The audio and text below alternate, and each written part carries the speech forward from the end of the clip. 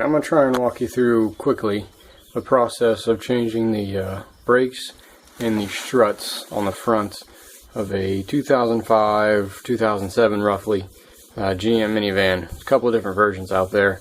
This is a Saturn Relay 2005, similar to an Uplander or a Pontiac Montana, Buick Terraza, that kind of thing. You can see the old strut still here, nice and rusty and no longer serving its purpose like it should.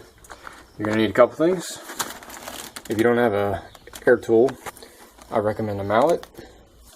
You're going to need your ratchet, a 13/16 socket upside down. Alright.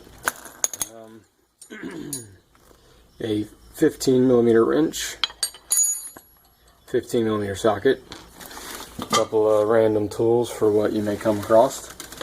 I've already done the brakes and rotors, pretty easy there. If you're diving into a strut, then I'm assuming you can do a rotor and brake.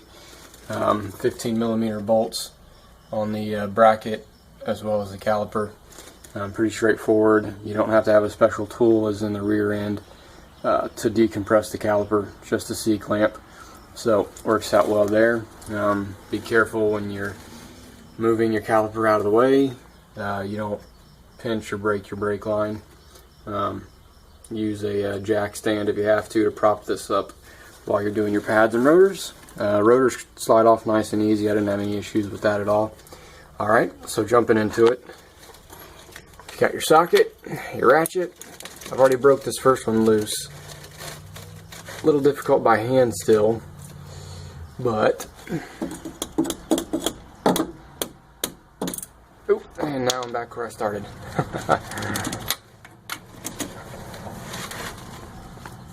One-handed's a little awkward. And that is how I impact to get these bolts to break loose. Alright, so that one started. Work on that one. We'll do the same thing with bolt number 2. This is a 15mm you're going to need for that. Pretty straightforward. That's when you're going to use your standard wrench here. Try not to use the opened end side in case you have issues. I'll warn you that when you go to break this free, at some point the actual thread is going to start to may start to spin. I put a little pair of vice grips on that to hold it in place once this broke loose. Up at the top, underneath of here, we've got 3 bolts hiding. You can just vaguely make out the back two. You're going to need to use pretty much exclusively this guy here. Sadly, I don't have one that ratchets. You're going to want to invest in that or borrow one. It'll save you tons of time. I already did the driver's side. The only thing different you need to know about the driver's side is you got to take off your fuse panel over there. And that's held on with some 10mm nuts on some tiny bolts. Let's see. I will brake here, start pulling a few nuts loose, and go from there. Alright, you can see here I've already busted these 2 loose. I guess what I should mention is this. I wish I could remember the terminology. This is grooved into the bracket. This side will not spin, so all you've got to worry about is this bolt over here. Again, a 13/16. Right here, I've already got this broke free, like I showed you. Like I said, I'll show you here. I had to use this extra wrench to help hold this threaded bolt for the sway bar link in order to get it the rest of the way. Okay, so we got this guy off of here now. Until you actually break the strut free a little bit, this is going to be pretty hard to maneuver. The other side was a tad easier. This one has shifted on me. But first what I'm going to do is I'm going to work on hammering these things out of their seat here. One of the safest things you can do is thread the nut back on a little bit before you use your mallet. I sprayed a lot more PB Blaster on here. You may want to try using a torch, heating this thing up a little bit. But yeah, spray it. I'm going to give it a few taps until it comes free, and this could be a lengthy process, so don't expect great fast results by any means. Alright, give you guys a better look here. You can see what I meant about the grooves. It'll hold itself in place when it's slid in. This one's just about done. See, still a little tight. I don't want to bore you guys with too much of the hands-on. You get the idea, but I don't want to skip anything too. This is pretty straightforward. And if you've never done the back shocks before, they're even easier. So, alright. Those are both about ready to come out. You see here I've sat the tire underneath the rotor. Once you remove these two bolts, the control arm is going to drop. Once we get to that point, we're going to come back up here. You can see sort of the location of the 3 bolts through the bottom. Not very well. We're going to go up top, work on removing those 3, and that's going to allow the strut to drop down. And when this drops down, what we want to be careful of is not damaging the boots or brake lines, that sort of thing. So here you see one of the bolts all the way out. Give you a better idea what you're dealing with. You'll notice here that the control arm mount and the strut mount have started to separate. If you look inside there, you can see it's not even anymore.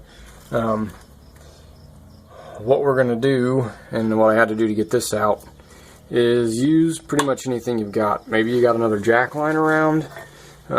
Use a pry bar, whatever you can. Slide it underneath the rotor enough that you can lift up and take off some of that tension,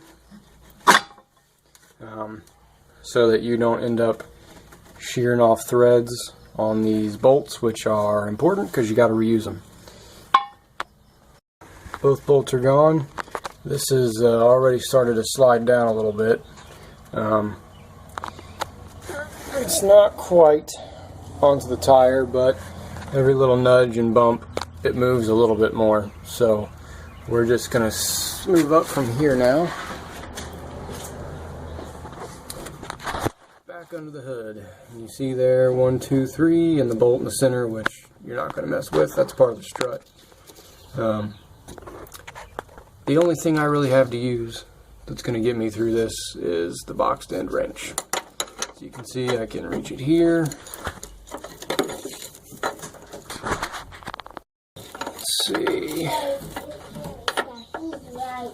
Right there. Going to get me through it. The longer the better here. And that guy back there, it's a little bit easier to reach. So this will be easier, believe it or not. With as little room as there is, much easier than it was over here. Alright, I'm going to start banging away on these and bring you back from there. Alright, see I got these 2 off, and the last one's got about a 1/4 inch thread still to go. There is just enough room to get a socket, pretty standard size, as long as you have one that doesn't have a very wide head to it. There is enough room to fit underneath of this to reach the back, and obviously you can get a little bit here on the front, but the bar is in the way, so it can be a little tricky. This one back here you can get a hold of as well, but it scrapes even more on this bar, so it can slip off fairly easily. I'll finish this up, we'll get this to drop down the rest of the way, and go from there. Alright, you can see all 3 bolts are now free from the nut. Now you can do this one of 2 ways. I use this just to make sure it didn't slip. You can always remove those top nuts before you take out these bottom pins. just to keep it from dropping too fast before you get a hold of it. These aren't terribly heavy, so what I was doing was trying to support it with my right hand while I loosened it with my left. Or you can see here I used the screwdriver as a safety as well, just to give me that little bit of cushion.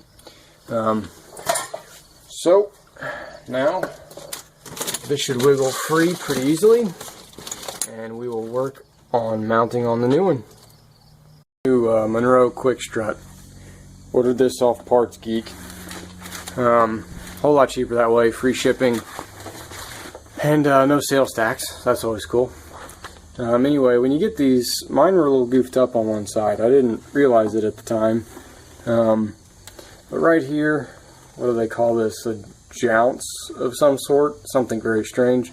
You'll get paperwork. You'll also get 3 new bolts, or 3 new nuts for these bolts up here. I'll hold on to the old ones just in case. This rubber seal, for some reason on the first strut I installed on the passenger side, was disconnected from up here. I didn't know that it was supposed to look like this, so I didn't bother with it. Then I had to go back after I pulled this out of the box, and it's probably much easier before you install it to fix that. So just remember to check that out. Alright, it's going to take 2 people to do this safely and properly, so what I'm going to do is stop the video, get my lovely wife to help me do this. And basically all you got to do is get 1 bolt started, and then you're supported to do the rest of this yourself. Okay, so you can see I've got these 2 just started.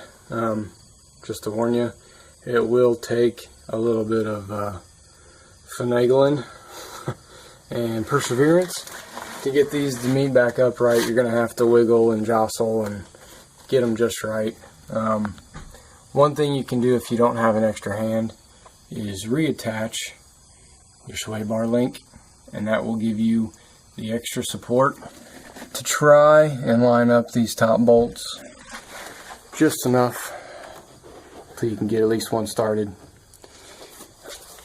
But I would still recommend using a second person, because getting all 3 of those holes lined up is very difficult.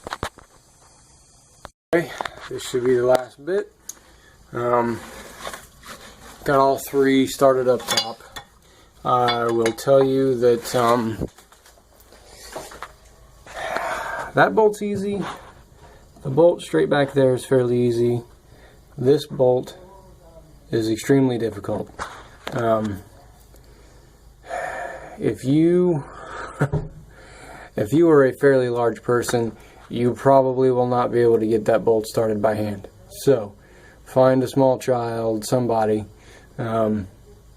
I just barely made my hand squeeze underneath of this stinking bar to get that started. That was not easy. So now all I have to do is tighten those 3. This is good and tight already. Like I talked about before, make sure your boot is sealed nicely. In order to insert these through this bracket, the A-frame control arm, and the other side of the bracket, you basically have to shake this bolt and at the same time shake the rotor. You'll get it about halfway through these grooves, and then all you need to do is take your 13/16 socket and ratchet, pull those together, get them nice and tight, snug your bolts up top, and put the wheel back on. You're ready to go. One thing that's recommended after this is an alignment check, so do not forget that. Hopefully this helps you guys out.